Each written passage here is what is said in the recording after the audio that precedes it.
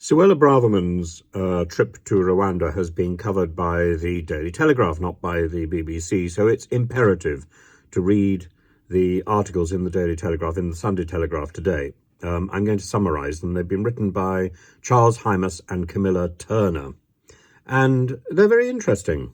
They're very interesting. The understanding is, of course, that the Rwanda project is a good thing. So there's very little in these articles that is remotely critical about the entire project. It's about whether or not it's going to happen and how it's going to happen. Well, that's interesting to see. Those who arrive illegally, that definition, of course, I would question. Those who arrive illegally over the channel will be sent to Rwanda by the summer. And one of the points which is made at the end of each article is that it's a false narrative to limit the number of people that Rwanda can accept to just 200 or 300 migrants. Well, that's a narrative which has been peddled quite vigorously by people across Westminster and across Whitehall for the last few months. So I'm sorry if I've put forward the wrong information. On her 2-day visit, she has emphasized that she's moving quickly, and so is Rwanda, to push forward with the deportation flights. She's no longer going to allow people to make claims about being victims of modern slavery. So she's certainly not listening to Mrs. May. And she's still threatening to leave the European Convention on Human Rights, that's the ECHR, should judges in Strasbourg not agree with her. Nothing, she says, is off the table. So today or yesterday she signed an agreement with Vincent Biruta, that's the Rwandan foreign minister, sealing off loopholes to Priti Patel's porous package. That's a parallel to Kwasi Kwarteng's package, but clearly not as efficacious. Smiles all round. People are chomping at the bit, we understand. There's 40,000 permanent homes being built on a site in Kigali. 40,000 permanent homes being built by a British national called Hassan Hassan for ADHI Limited. And they're built for asylum seekers, teachers, civil servants, and health nurses, Rwandan teachers, civil servants, and health workers. And they're going to be, no house will cost more than £1,000 per month. They will be sold at between 14,000 and 30,000 each. Once an asylum seeker has got a job. It's unclear from the various articles whether or not these houses are going to be permanent, or the permanent residence of the asylum seekers who have been transferred to Rwanda from Britain.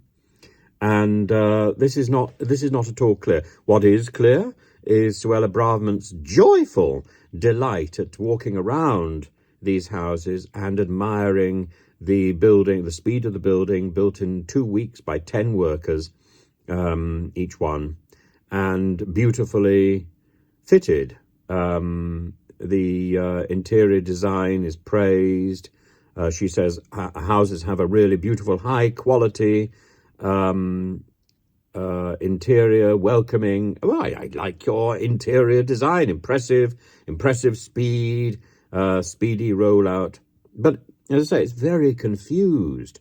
She says the houses are for temporary accommodation, but she also says that they can be bought by asylum seekers who have jobs. So it's simply not clear whether these people are going to be permanently in this town, purpose-built town on the edge of Kigali, or whether they're only going to be temporarily there. Certainly it moves beyond the hostel accommodation which was first seen.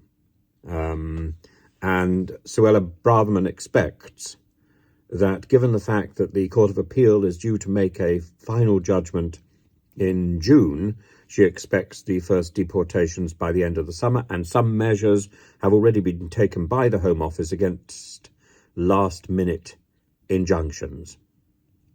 And I mean, given the fact that given that there's also a story today about an Irishman who, a British national, who fled to Ireland and then to America, and was arrested and sent back to Britain to face trial for absconding from the scene of a crime, the scene of some sort of riot in London 40 years ago.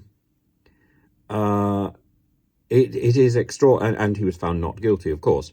It is extraordinary to think of the Home Office doing anything with serious effect and with purpose, and that is efficacious. So far, I don't see the Home Office doing anything that is quick. But then Suella Braverman has a dream. She dreams of malice. She dreams of people being sent to Rwanda as a great punishment.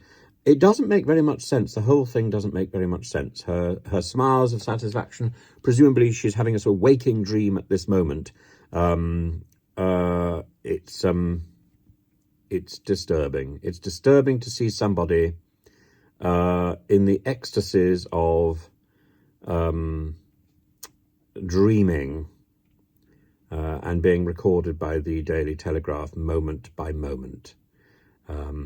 This vision of joy at somebody else's expense is not something that I consider attractive.